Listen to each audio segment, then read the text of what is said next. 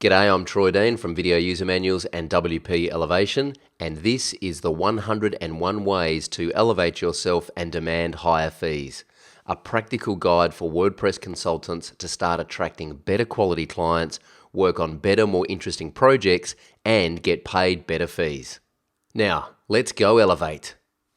Number 2, qualify your leads before you meet with them. And I know this might sound pretty basic and pretty rudimentary, but I guarantee you will save yourself hours of writing proposals that are never going to get approved if you start methodically and systematically qualifying your leads right up the front of the sales process before you go and meet them. So there's a couple of ways that you can qualify them. You can just send them a website worksheet as a Word document on an email and ask them to fill it out and send it back.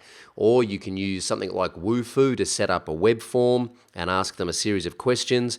Or you can, if you're using WordPress and you're using Gravity Forms, you can set up a Gravity form so that they can log onto your website and they can fill in a website inquiry form, and you can start qualifying this client before you invest any time in going and meeting them or writing proposals. Now, if you'd like to see an example of this in real life, just visit troydean.com.au/websites and you'll see the page that I use.